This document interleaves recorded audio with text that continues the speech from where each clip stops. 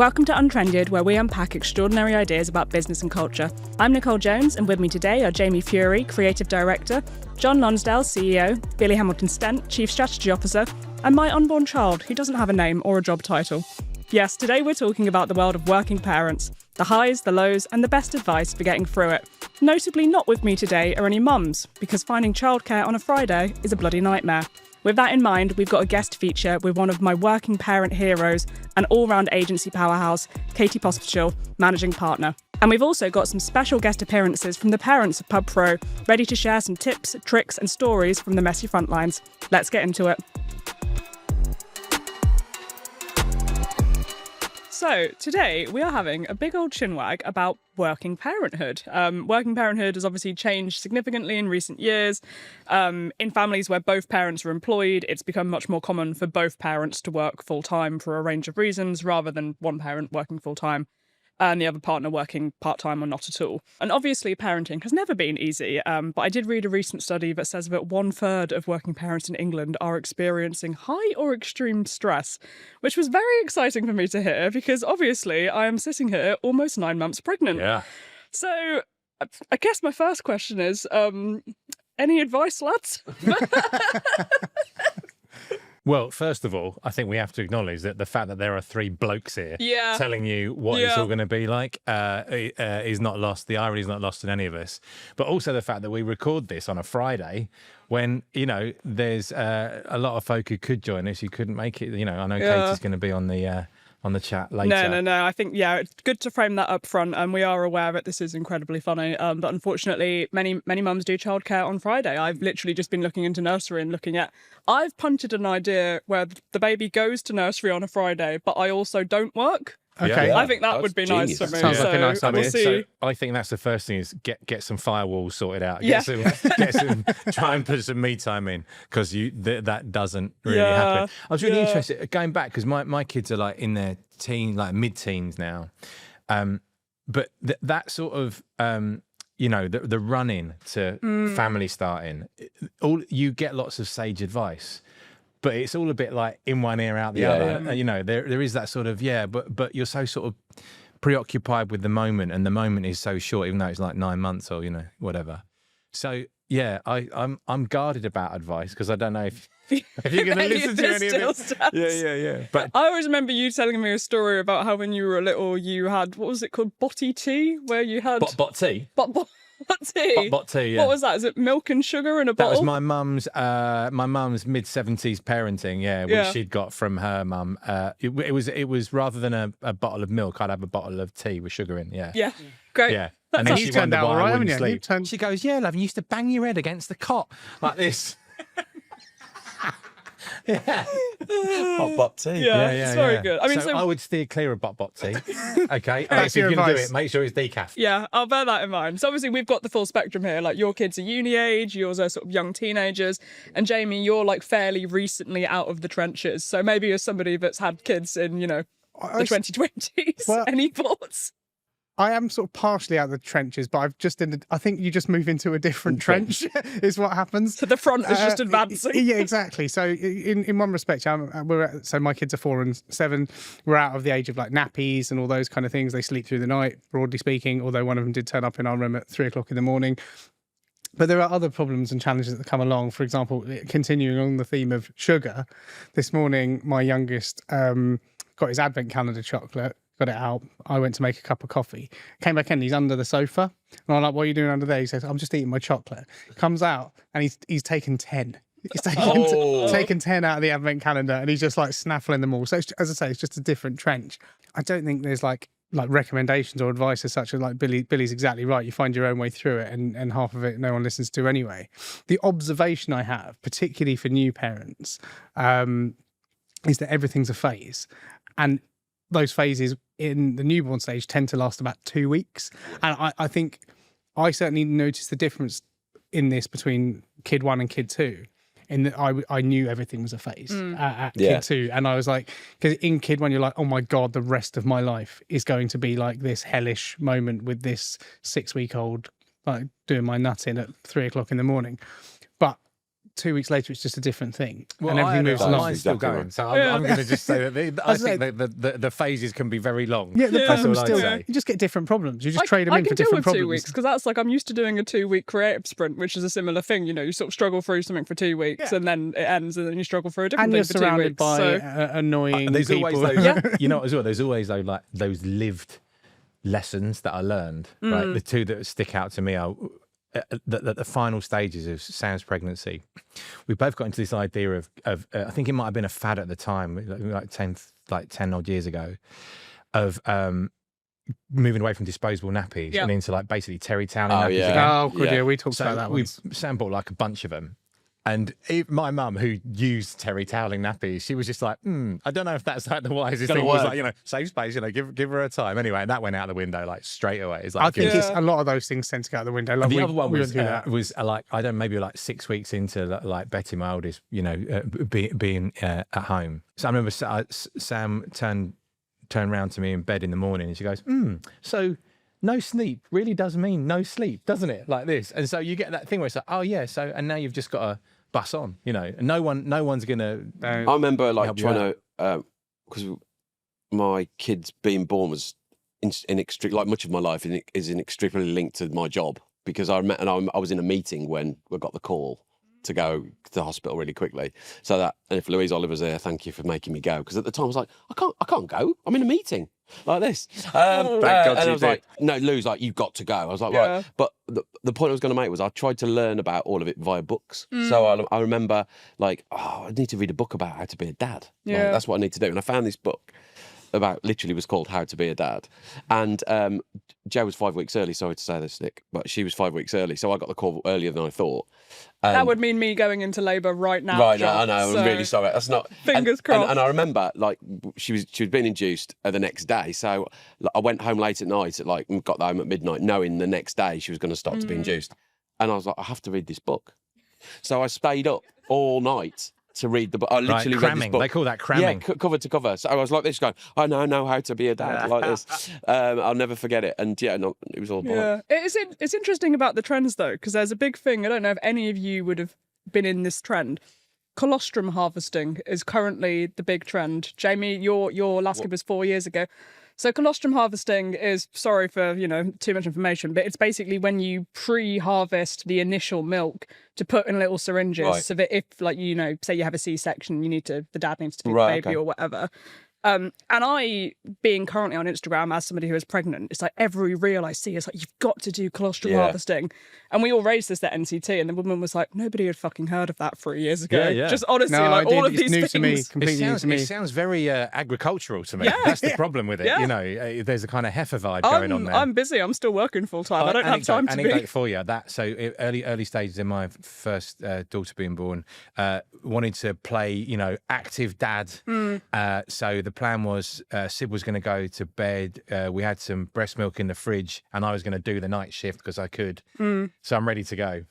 And Betty wakes up. I'm like, right, I've got this. Get the milk. We're upstairs in the cot.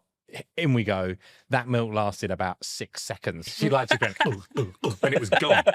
And I was like, shotgunned it. I was like, I'm out of bullets. Like, I've got nothing doing, and I'm gonna have to wake Sam up. So I went in. She's gunned a lot of it, like this, and we were just back to square one. So But is Adam having time off as well? So he has got a month paternity leave, which is obviously not incredible, but better than many people have. And I mean, Jamie, I think it's a month at Publicist Group for dads, and then 6 months for maternity leave. It's 6 months at Publicist Group, and I would say I'm probably like one of the top gunners in my NCT group.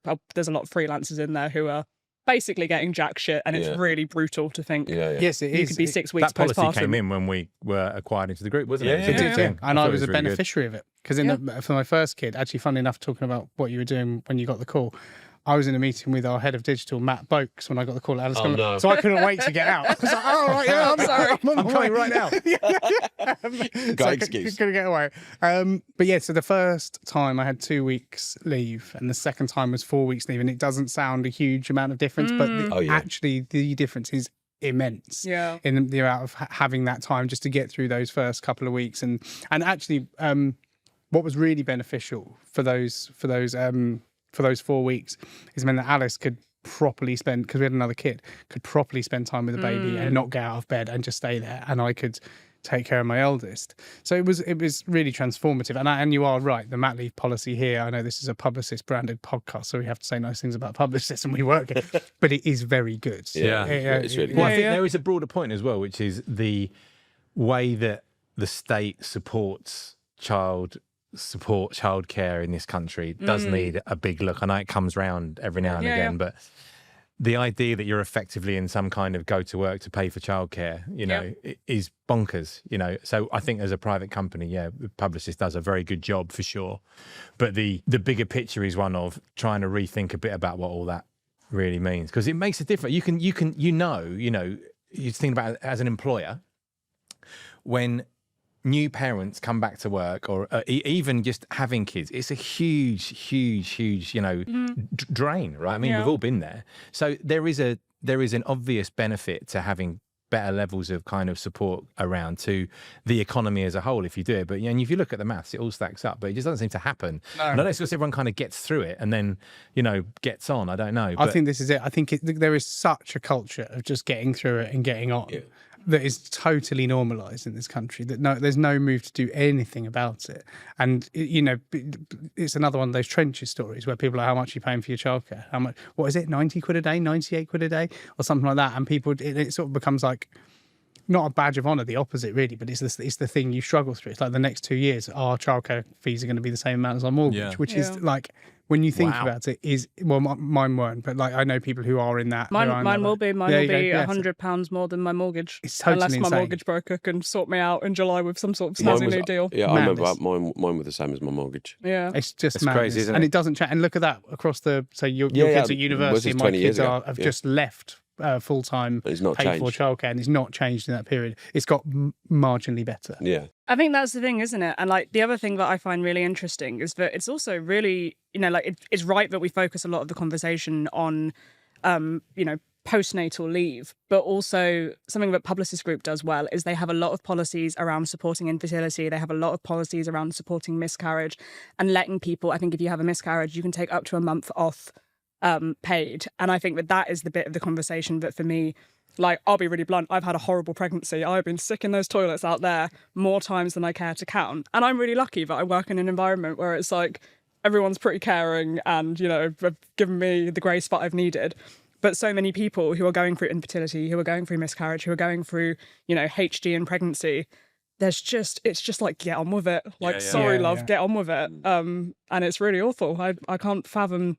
That's one of the benefits of being in the bigger agency network, or just in, I guess, part of a bigger, more established employer. Because I know when we were an indie agency and we went like our kids kind of grew up with the agency, so we went from no one had kids, so that family started. And so as an employer, in that sense, you were learning about how you kind of manage mum returners or dad returners or, miscarriage and the difficult things. Yeah. Well, I remember the first time someone, said they were going to have a baby, and it was a massive deal for us. Well, I don't know, it was 10 of us or something. Yeah. And it was like seismic. It was like someone, like 1/10 of our company is not going to be here for it.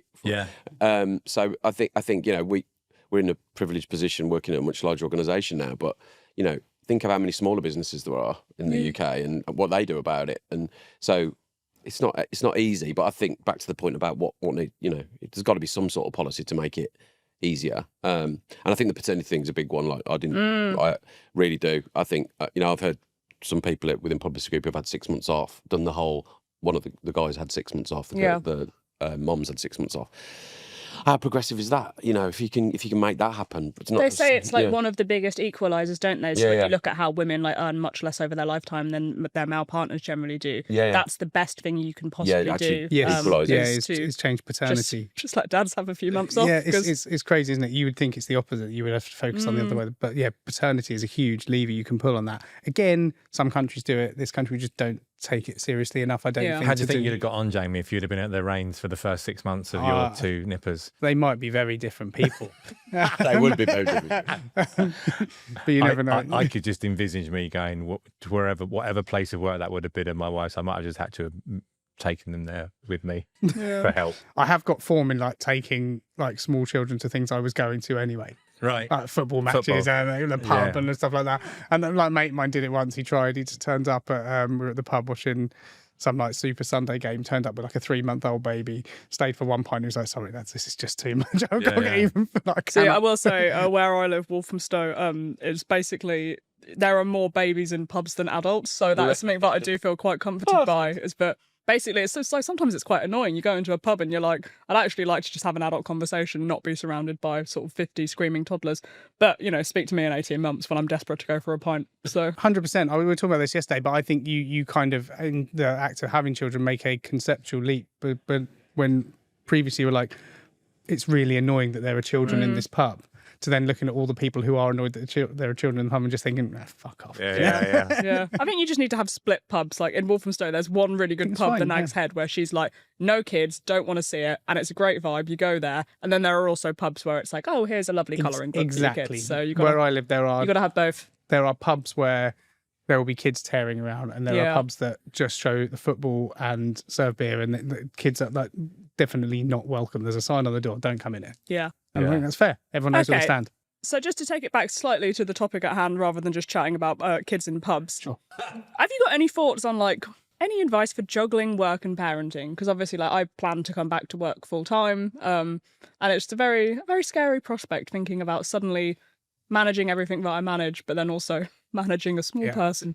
The best advice I got in parenting because there are kind of modes, right? There are sort of schools of what you might do. Yeah. And this relates directly to work as well, which is, you know, do you go down a route of being very disciplined, or is it like, you know, just let them do whatever they want? And the advice is basically that you whatever kind of couple you are, whatever team you are in parenting, if you try and do things that feel kind of alien and at odds to you, they are not going to work, you know. So if you're not a particularly organised character and you try and be a very organised parent, you're going to fall short pretty quickly. Yeah. So when it comes to work, what I would say, well, you know, what sort of epitomises our, you know, early parenting, I think juggling's like, you really understand the term, like, because you've got to figure out how you keep those balls in the air, and that might feel like organised chaos, and it might feel like it's very regimented depending on how you roll as a parent, I think.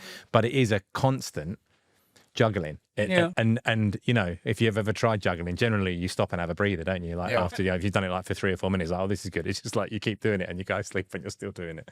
So, but I think it's ultimate maximum flexibility is how we got through it. I'd agree. I think, you know, I'm still very much in that space at the moment, the active kind of juggle of various things going on. I think you have to find, to sort of Billy's point, you have to find a rhythm that works for you. There are certain things you have to kind of that go out the window fairly quickly, such as like a normal day structure is really tricky now. So like my day, I know, like I'll open my laptop at home at like 8 and check a few things. I'll do a school run for 20:08. I know then if they open the school gate on time at 20:08, I can get the 8:30 train and get in the office. However, if they don't, I'm on the 8:45, and then you're on a line. But you just find the way that works for you, and you just acknowledge that level of flexibility. I think we are fortunate in this workplace. People are supportive of family and they're supportive of children. Like you don't get many comments, if any, of like, oh, what time do you call this? When people around you know that you've got responsibilities and you're just picking stuff up where you can. So I think that's good. I think finding that environment is important. If you have that environment, kind of embrace it. It's really good, and a nice place to be. But just accepting that the rhythm of life will be fundamentally different is and the really days important. start a lot earlier. The days start a lot earlier. Like, they finish. I see that in you know, boys and girls coming in now with like the new families. It's like you always think, a classic example would be, you know, a mum or dad has just come in. It's like, you know, let's say 9 a.m. and they might be sitting next to somebody who's maybe, you know, same kind of demographic but doesn't have a kid. And you think, I know that you are probably at least 3 or maybe 4 hours into your day right now. Yeah, absolutely. You know, and that is and you might have, and this thing, you might have been doing work or like doing some work stuff during that time because you might be up at like no. I just watched Peppa Pig. Fair enough. You could be dragged up at 6, so you're like, oh, what am I going to do from now until? But I mean, I've been doing that already recently because I have such chronic acid reflux that I basically get 2 hours sleep a night. So I wake up about 3, and then because I've had like a little bit of sleep, I can't go back to sleep. It'll be easy for you then. Yeah. No, so I've just been getting up and thinking, right, it's dark, it's quiet. I'm going to do 2 hours of work, and then I'll maybe have a nap at lunchtime, and just, you know, text the gang to say, just give me an hour and a half to catch up on some sleep. I think leaning into that is important, Yeah. and just accepting that 9 to 5:30 with a solid 1 hour lunch break in the middle is probably not your life anymore, and just finding your pattern around that. And I think that's, in a working environment that enables that to happen is fortunate. What I would say, and knowing you well, Nick, what I would also say is the advice I give to mums going off to have kids is like enjoy the year, because I think when you're driven, your work, you're very focused on your job. So I think the desire to keep connected and make sure the world's not passing you by must be quite tricky. But I think you have to just like be the mum for a bit and like enjoy that time, because I think if you're like my wife she had 6 months off. And now she's sort of really jealous of people who have a year, because there's that extra 6 months is really important. Yeah. So I think almost like just let it be, do that, and then get back into it. The thing that I don't, people say to me like, oh, are you nervous about becoming a parent? I'm like, no, I'm not nervous about becoming a parent, because I have nephews and nieces, and I know that I'm very good with kids, and I know that I love kids. What I'm terrified of is not having a job or an output. I think that's totally valid. Anything to think to post about on LinkedIn, I guess. I think Alice, my wife, talked about this once when she had the kids. She's a book editor. And then you go almost overnight from editing books to sort of cooing at something on the floor and making silly noises at it. And you're like, you feel like your brain is operating on a different level. And I think, and people miss that. And it's totally natural to miss that. So it's about leaning into the time you've got with the kid and stuff like that. I think it's valid to feel that concern. That's another thing that's changed as well, just getting back into work, because it isn't just about year one, is it? But transition. I know Charlie coming back recently said that those kind of check-in days and just taking it, just getting back into the swing of things rather than like, bosh, here we go, has been really beneficial. But I think as well, the workplace has changed. And I remember, you remember that in COVID, was it COVID, where there was that skit where that guy was, there was that video where the kid came into the room, and like did something stupid and it went viral. I think there's just an acceptance now that most people have to manage their working life with kids, and it's okay if like when we have the kid pops up on the screen, or you're going to be a bit late because you've got a nursery drop off or whatever, I think or there's a nativity. That was going to be my final question to round this off, and just to give me some hope for the future. What is the funniest or stupidest thing that's ever happened to you whilst trying to balance work and parenting? I've got a few. I mean, Nick is very familiar with my kids from like lockdown period. I think COVID, as you say, reshaped how it is. And the amount of times you saw one of my kids popping up on a call, or I took a phone call like walking through the woods because I was doing half a day of work. But the one that sticks out is when we were in the kind of transition back to the office. But it was sports day, and it was my eldest's first ever sports day. But I had a call at the time for a pitch for DP World.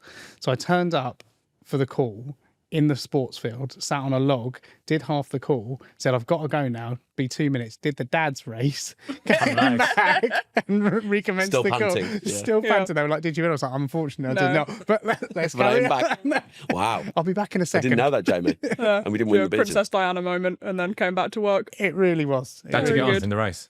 Sorry? Did you get, what was did you come first? Mid-table, which I'm totally happy with, as you know. I think mid-table. I'd say mid-table. Totally happy with, Very good. Billy, any crackers from parenting? Well, working? the Zoom ones were, but I remember when we were in lockdown and probably all just getting our heads around that whole virtual thing. And Betty came in to a sea of people. It was a really big call. And I think she got a bit kind of shell-shocked. And so she's standing next to me. I'm sitting down. So she starts stroking the top of my head, my baldy pate. In comfort. And it got like an audible sigh from the people on the call. It's like clients where they went, like this. I think it was just like everyone was looking for a bit of, succour in the extreme situation we were in. So that always made She me stopped doing that now. She still does it. Everyone likes to stroke my head. Not at work, less so. It's like a lucky Buddha situation. You just give it a little rub before a pitch. Exactly. It's the story of my life. So, Nick, as you've been asking the questions through all of these podcasts, but this is very much about, your centre stage on this topic. What's going on right here? Yeah. What are you looking forward to? Tell you what I'm really looking forward to is that I think I'm going to mostly avoid going to baby sensory classes, which kind of terrify me as a concept, because my gym runs a lot of baby and me classes. And then if you go to a baby and me class, you get a discount in the cafe afterwards. So that to me feels like a really great maternity leave experience. Go and like fanny around on a reformer Pilates machine with some babies next to me, and then go and eat a brownie and have a coffee. And I'm sure it's all going to be that easy. It's to be easy. I'm worried about the concept of babies near reformer Pilates machines, because you have What's these videos reformer of, Pilates? it's the one when you're on a It's the one big on the like bed. weird like It looks bed like a weird thing. sex dungeon thing, but it's very good for your Why is core. it called reformer? Because it's called a reformer bed. It's just okay. the name People of the fall thing. off them Onto get babies. Yeah, and get their fingers trapped in all sorts Yeah. of things. There's a little baby there. Oh once. no. I'm a seasoned pro. I've been doing it You'd all be the all right, time would you? since, Okay, so cool. yeah, I'm So sure they Just thought remind of me with this. the baby sensory as well. Something that I had forgotten about, but even thinking about it now sends me a little cold, is the soft play centre, where I'm sure you'll have all done the soft play. I drew a Venn diagram at a soft play centre once when I was with Sam, and the three concentric circles were urine, bleach, and plastic. And that's basically the sensory world of soft play. Yeah. I can Yes, it smell is. that. I can really smell You know that. that one? Plastic's okay. It's when the other two are so heavily involved that you know you're in soft play country. Yeah, actually, Nick, you won't have to worry about soft play for about, I'd say, a year and a bit. You're all right until, for a bit. I mean, I'm now getting out of soft play just about maybe over the next Well, year or because that's so. the other challenge, right? Is you've got to get, when you're in the soft play with them, and all of a sudden you're trying to get, you've got to try and be kind of action man. And you're quite. but I think a you in a 3-foot soft one. play centre, I'd pay Yeah. good money to see you. never Because getting I'm not it. famed for my flexibility No, or depth I'm of quite small and agile, movement. so You'll I think be fine in a I'll soft do play. pretty You well will in be that absolutely situation. fine in the You soft can play have like a centre. borderline panic attack in some of that stuff. Yeah. It's not the ball pit; it's those little tunnels. Yeah. Yeah, and so Right. many socks. There's just too much sock going Yeah, on all over lots the of place. sock. There's often like the one kid that's got one sock and one barefoot, and you think that sock's never coming back. is it? I've just taken, so my sister has a baby that's 6 months older than Freddie will be, and I've just taken delivery of a load of second-hand clothes and started folding all the socks. I got about 2 minutes in and I just thought, fuck this. this kid is not having folded socks. I'm not committing to doing well this for done, another Nick. year. And what a great way to end That is a great podcast. way to end it. That is a template Yeah. for success. Yeah. Katie, thank you so much for joining me on the pod today. For anybody who's watching rather than listening, you'll see that Katie and I are both dialing in from home, which is just really a real case in point for how women are unequally affected by their care and responsibilities, because unfortunately, even though you are one of our colleagues at Pub Pro, we couldn't get you into the office on a Friday to film for the parenting episode. But you are obviously, as well as being a general all-around agency powerhouse, you are a mum to 2 little ones. I can see Ivy and Oscar. Is that I&O in the background there? Yeah. So you are a working mum, but you're also an agency leader. You've worked your way up through the ranks at Pub Pro over many years of working here.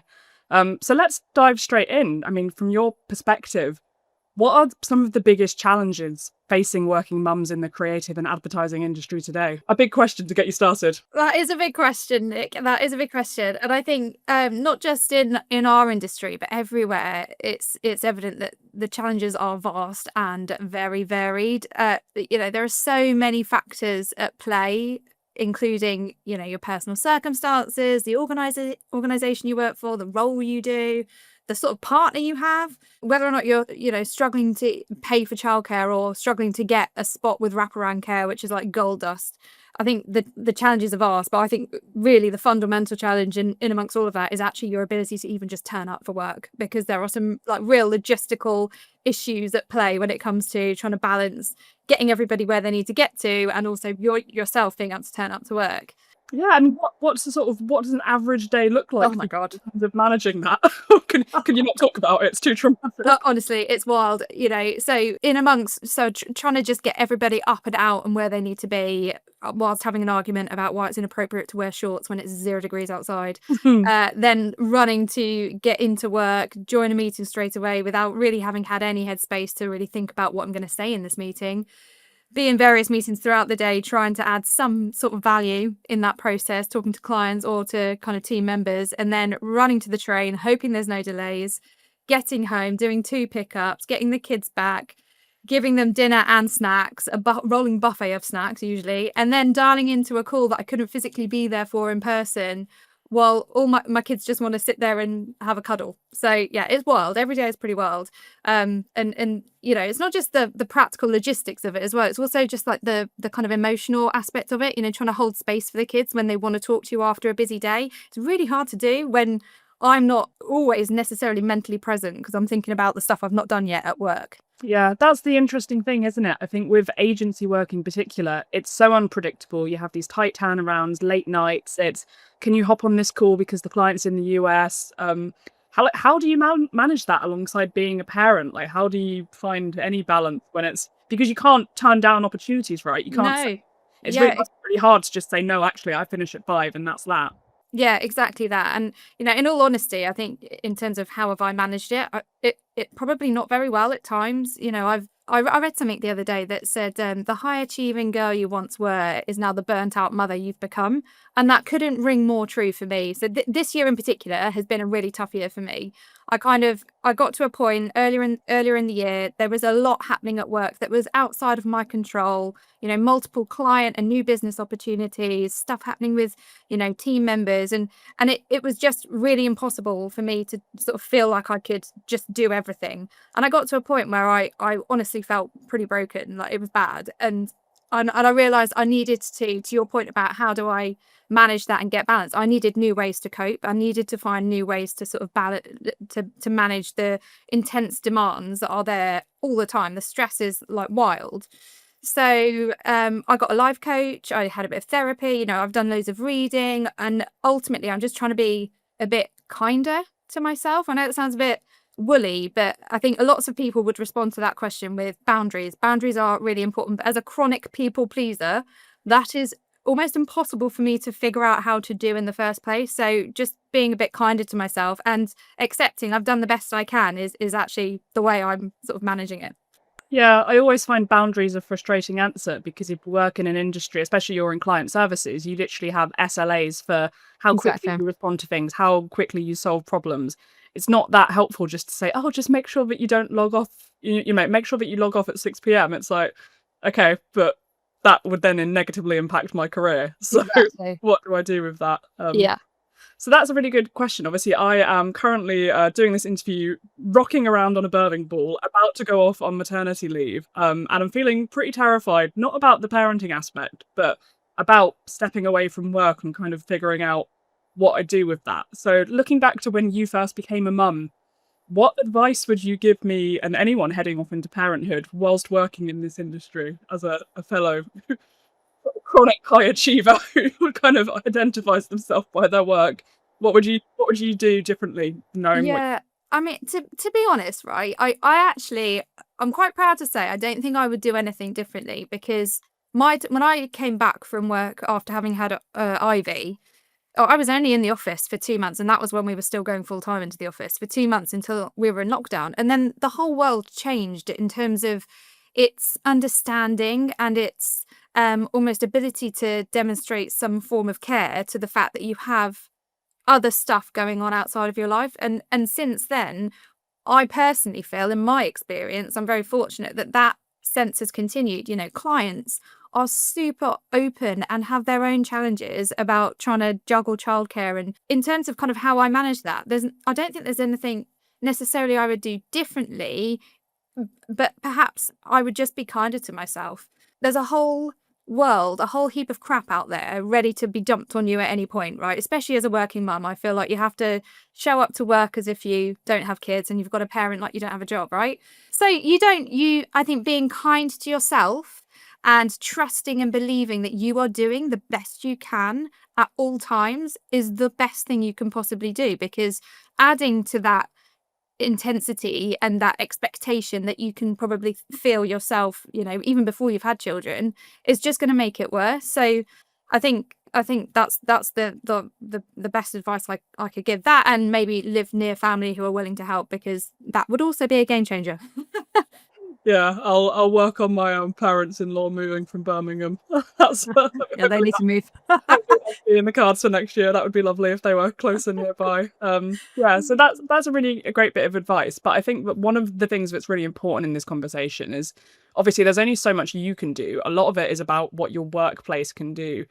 And I think we are pretty lucky at Pub Pro in terms of we work in publicist groups, so we have good enhanced maternity leave, we have good parental leave, we have things like miscarriage leave, where if somebody is suffered a miscarriage, they can take time off. Infertility support, which is obviously like a really important part of this conversation, but I also want to acknowledge the process of getting pregnant can be just as hard and long and distressing as actually being pregnant and then having a child.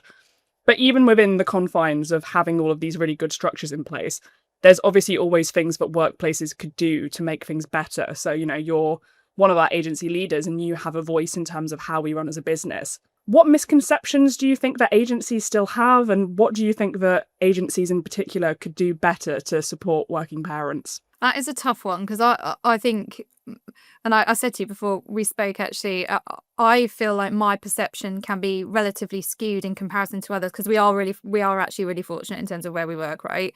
I think it's similar to what I said before, though, in talking about agencies in general. I think sometimes the agency world can get a bit stuck on or can't really compute the fact that you can be both a mum and do your job and do both really bloody brilliantly, as long as you are given all of the ability to do that, right? So you're empowered to be able to manage your schedule effectively. You're offered some form of flexibility.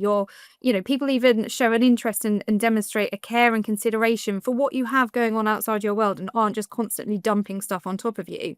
I think the acknowledgement that you can do both of those things, and you're not going to be compromising what you do at work by leaning into also being a great parent. In fact, you're probably going to be better, because you'll feel better because you're doing both in a better way because you've got the chance to do so. So I think that has got to be the biggest thing, is like trust in the fact that you're not choosing being a parent over being a mum. And if you're forced to make that choice, and I can tell you it'd be an easy one to make, and the industry would lose a hell of a lot of really good talent. Yeah, it's interesting. I forget the name of the chap, but there was a kind of quite famous creative who died in 2025 who did loads of amazing work, but he had these quite sort of infamous negative comments about women are crap creative directors because they just go off and have babies. And as a associate creative director, when I read that, it went through me like a knife. I was like, oh God, is that what people think of me? Do they think Nick's going to be crap because she's going off to have a baby? And then my natural self-confidence kicked in and I was like, sod you all, I'm great. Yeah, but I think that's a really interesting point. And one of the things that I'm interested in asking you specifically about is I see you as like a very honest and direct person who always kind of calls things how they are. Do you feel that you can be transparent about the challenges you face?